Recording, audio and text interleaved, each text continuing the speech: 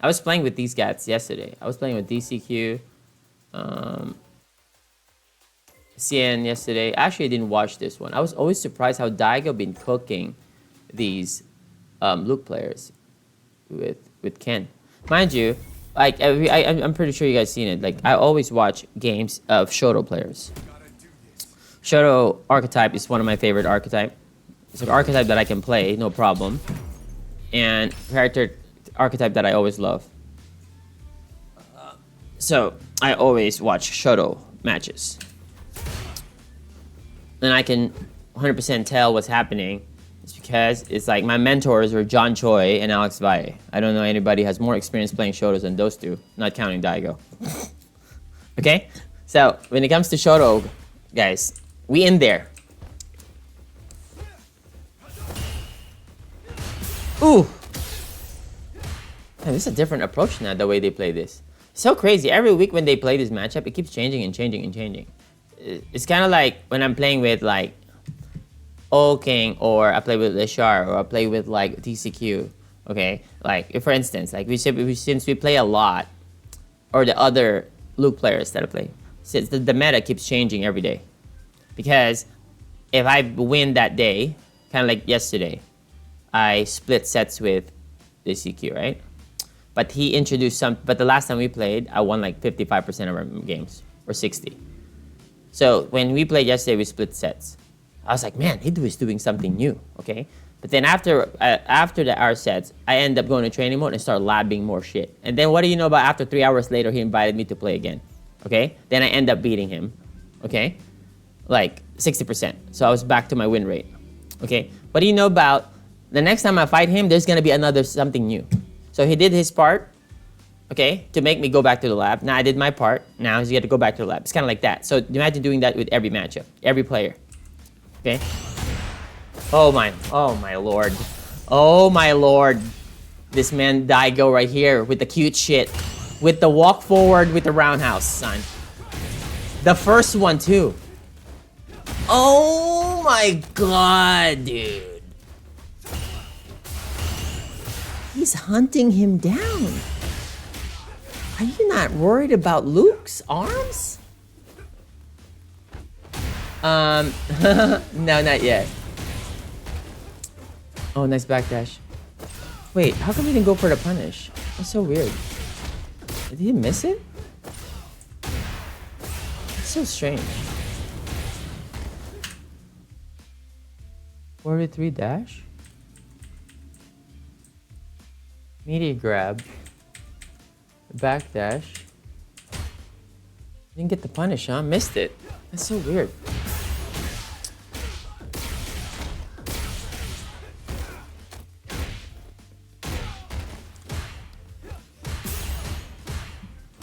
Bruh, do you understand what Chris Wong just did here?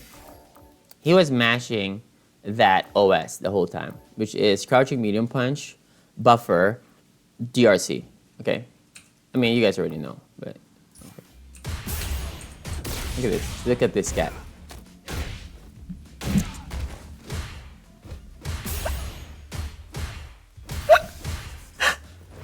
Oh my god.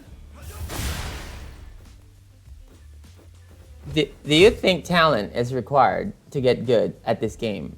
I think talent is a requirement in anything, but is not what is needed to be great at anything, if that makes sense. It's only just a fast forward. It's just like, so if somebody's more talented, they will get better faster than you. It doesn't mean you cannot catch up if you're like, you know, like less talented. Okay? Because if it's just about talent, I'm telling you this right now, nobody is gonna beat Punk or Jay Wong at anything. You understand? Daigo would probably be like in the middle of the pack.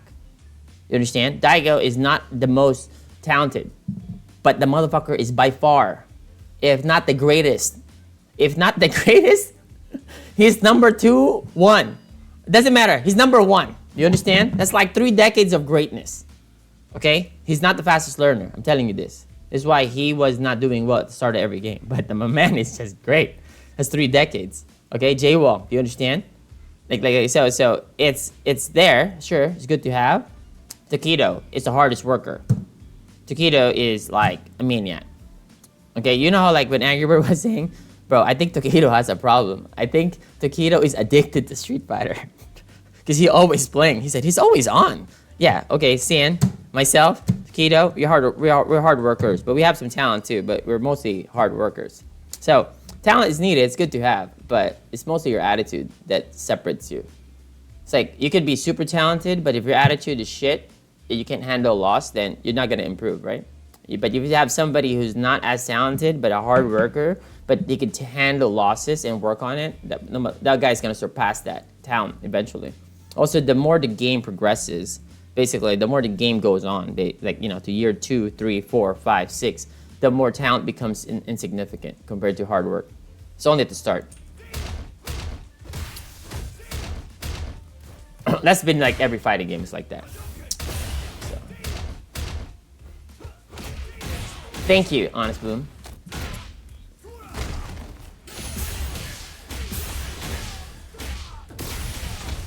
Ooh! How did he end this?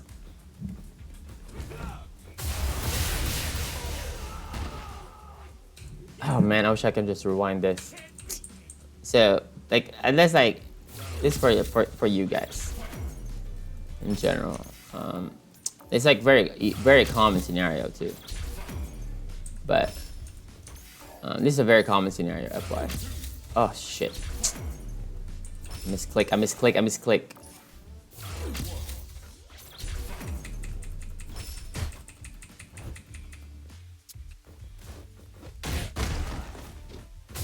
Okay, so this situation. Drops the combo, whatever.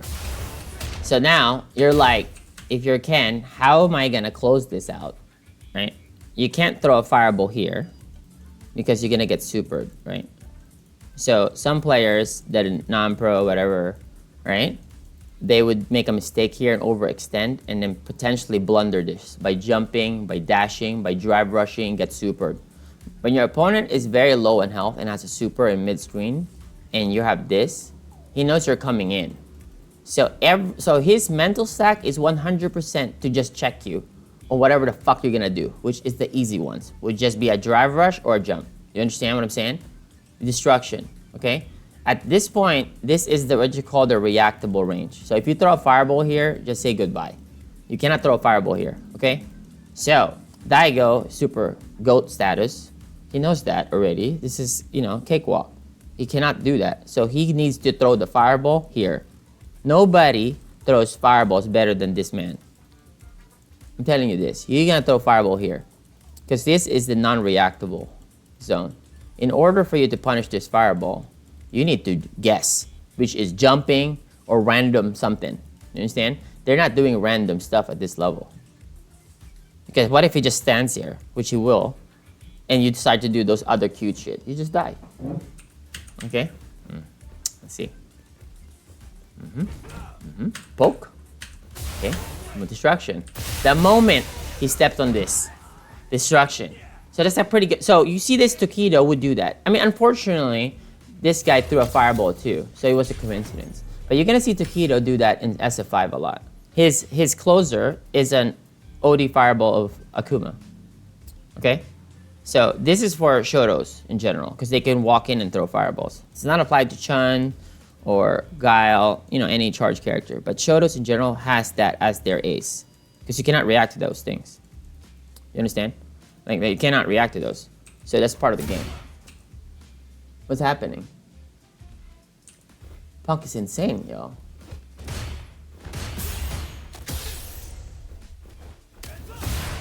Godlike. No need to bring any player down, you know, to elevate somebody else. There, yep, destruction right there. Did I get through a light fireball, huh? It has to be. That's the only way. You throw a light fireball? No, fierce fireball you reacted there? This man, Chris Wong.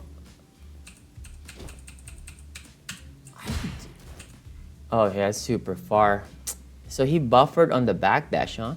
Look what he did. You see this? That was his plan. I'm explaining you guys. That's his plan. Look at this. He backdashed. Look at this, guys. Pay attention. He backdashed. While he did the backdash, he already did quarter circle forward. Do you understand? Even before he can react to Daigo throwing a fireball. So this is already pre-buffered. Look. See? Oh, you see this? Oh, okay, no worries. Oh, the fireball's right here. Let me just press the button here. Boom. See? He even did 3. So he was buffering. He was buffering the whole time on that backdash. You understand? So, yeah, good trick.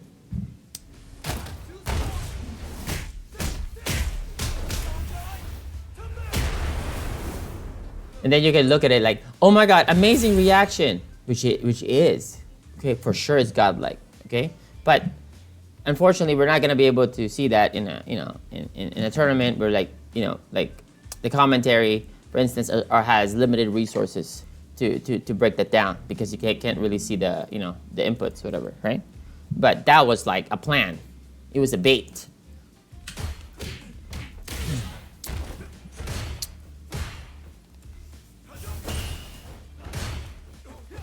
That was a reaction, but you're already pre-buffered. So reaction works is like this, right? You can do, let's say somebody did a move at the reactable range, right? For instance, like,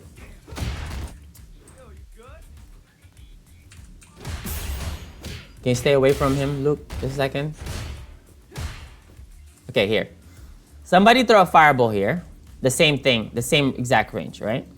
If you are just gonna do the input raw when you see the fireball, it takes a lot of frames to do the motion regardless whatever controller you have. So if you do quarter circle forward times 2 plus the button, I don't know what direction, like now he's in back, right? So to do that motion on, on any controller, right? It takes some frames. So your reaction time is somewhat less. But he was already pre-buffering with the quarter circle forwards. All you need to press is kick. Okay, it's the same concept as how modern players can just press one button. Do you understand? So that's why they have way more fast reaction time because they don't have to do the input itself. You don't have to do the actual full input. You have more reaction time, basically. It's less taxing to your reaction, basically, or your brain, whatever the fuck it may be. See, how come he didn't react there with like an OD fireball or a DI, right? Yeah, because he's not ready there. And look at Daigo, not uppercutting here. And you're gonna be like, how come Daigo did not DP? Here, look. This is like, he didn't even bother. This is like the new style lately. If you notice, my games yesterday as well when I was playing, I was not reacting to jump-ins, okay? So in pro level, because jumping, you just die, right? Lately, okay? So nobody was jumping anymore. But then a part of your brain is allocated to check the jumps. You understand? All right? So that since motherfuckers are jumping, okay, we'll turn that shit off. You can jump for free now, but your opponent does not know this. So now we are just hyper-focused on the ground. Oh, god damn. Hyper-focused on the ground, right? We're gonna do that later, darling. A second. Hyper-focused on the ground. So this is why he's not even bothered with that. Daigo was hyper-focused on the ground. So, because like if you're not paying attention to anti-air, that means you can check everything in the ground, or say most of it. Thank you, thank you.